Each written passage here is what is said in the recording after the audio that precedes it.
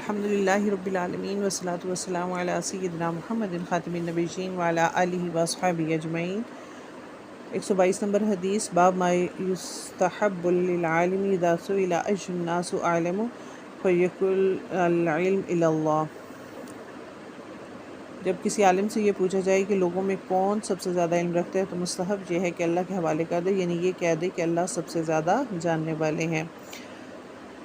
یہ بھی حدیث حضرت موسیٰ اور حضرت خضر کے بارے میں ہے کہ عبداللہ بن عباس نے کہا، نوف بقالی کا یہ خیال ہے کہ موسیٰ جو خضر کے پاس گئے تھے بنی اسرائیل والے نہیں تھے بلکہ دوسرے موسیٰ تھے۔ یہ سن کر عبداللہ بن عباس بولے کہ اللہ کے دشمن نے جھوٹ کہا ہے۔ ہم سے ابی بن کعب نے رسول اللہ صلی اللہ علیہ وسلم سے نقل کیا کہ ایک روز موسیٰ نے کھڑے ہو کر بنی اسرائیل میں خطبہ دیا تو آپ سے پوچھا گیا، لوگوں میں سب سے زیادہ صاحب علم کون ہے؟ تو انہوں نے فرمایا کہ میں ہوں۔ اس وجہ سے اللہ کا عتاب ان پر ہوا اور انہوں نے علم کو اللہ کے حوالے کیوں نہ کر دیا۔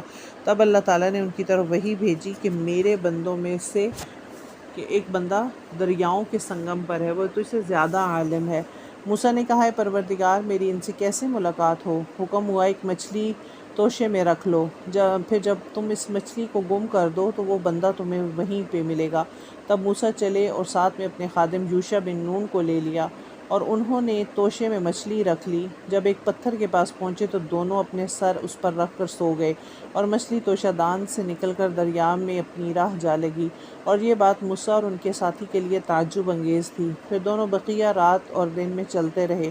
جب صبح ہوئی تو موسیٰ نے خادم سے کہا، ہمارا ناشتہ لاؤ، اس سفر میں ہم نے کافی تکلیف اٹھائی اور موسیٰ بالکل نہیں تھکے تھے، مگر جب اس جگہ سے آگے نکل گئے جہاں تک انہیں جانے کا حکم ملا تھا تب ان کے خادم نے کہا، کیا آپ نے دیکھا تھا کہ جب ہم صخر کے پاس ٹھہرے تھے تو میں مچھلی کو کہنا بھول گیا؟ یہ سن کر موسیٰ بولے کہ یہی وہ جگہ ہے جس کی ہمیں تلاش تھی، تو وہ پچھلے پاؤں لوٹ گئے۔ جب پتھر تک پہنچے تو دیکھا کہ ایک شخص کپڑا اوڑھے ہوئے موجود ہے۔ موسیٰ علیہ السلام نے انہیں سلام کیا۔ خضر نے کہا کہ تمہاری زمین میں سلام کہاں؟ پھر موسیٰ نے کہا کہ میں موسیٰ ہوں۔ خضر بولے کہ بنی اسرائیل کے موسیٰ؟ انہوں نے جواب دیا کہ ہاں۔ پھر کہا، کیا میں تمہارے ساتھ چل سکتا ہوں تاکہ تم مجھے ہدایت کی وہ باتیں بتاؤ جو خدا نے تمہیں سکھائی ہیں؟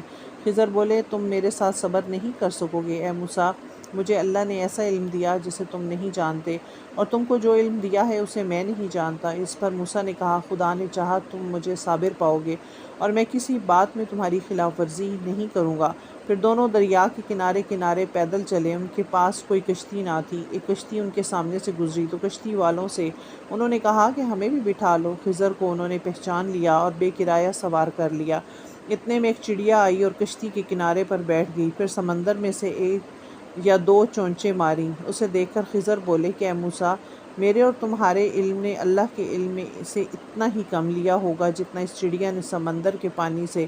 پھر خضر نے کشتی کے تختوں میں سے ایک تختہ نکال ڈالا۔ موسیٰ نے کہا کہ ان لوگوں نے تو ہمیں بلا کرایہ کے سوار کیا اور تم ان کی کشتی کی لکڑی پھیر ڈالی تاکہ یہ ڈوب جائیں۔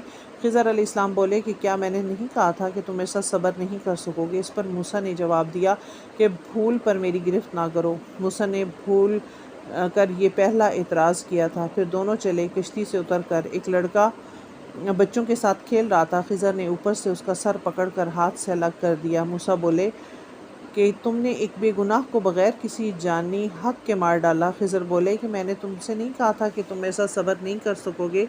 ابن عجینہ کہتے ہیں کہ اس کلام میں زیادہ تاکید ہے۔ پھر سے دونوں چلتے رہے حتیٰ کہ گاؤں والوں کے پاس آئے۔ ان سے کھانا لینا چاہا، انہوں نے کھانا کھلانے سے انکار کر دیا۔ انہوں نے وہیں دیکھا کہ ایک دیوار اسی گاؤں میں گرنے کے قریب تھی۔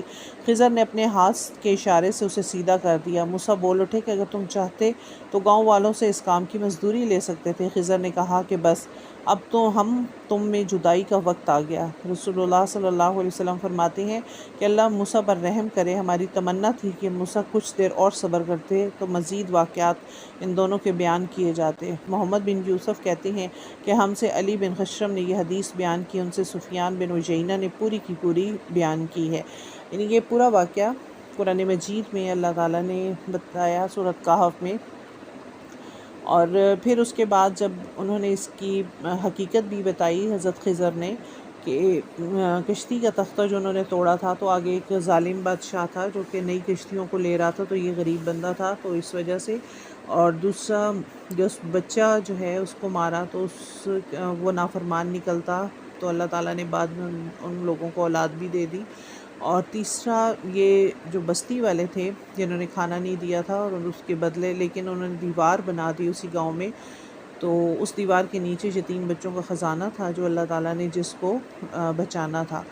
تو علم مختلف قسم کا ہوتا ہے، اللہ تعالیٰ مختلف لوگوں کو مختلف علم عطا فرماتے ہیں، اور اسی لیے ہمیں ہر چیز جو آپ کو نہیں پتہ تو اس کے مطابق یہ کہنا چاہیے کہ اللہ بہتر جانتے ہیں، زیادہ جاننے والا اللہ کی ذات ہے۔ اور واقعی ہی ہم اتنا جو حضرت خضر نے کہا کہ ایک چڑیا جو ہے اس کی چونچ میں جتنا پانی ایک سمندر سے آتا ہے اتنا علم بھی کسی کے پاس نہیں ہے، اللہ کے مقابلے میں سارے کا سارا علم اللہ تعالیٰ کے پاس ہے۔ اللہ تعالیٰ ہمیں صحیح معنوں میں علم حاصل کرنے کی توفیق نصیب فرمائے۔ سبحانک اللہم و بحمدک، نشہد ان لا الہ الا انت، نستغفرک و نتوب الیک۔ السلام علیکم ورحمۃ اللہ۔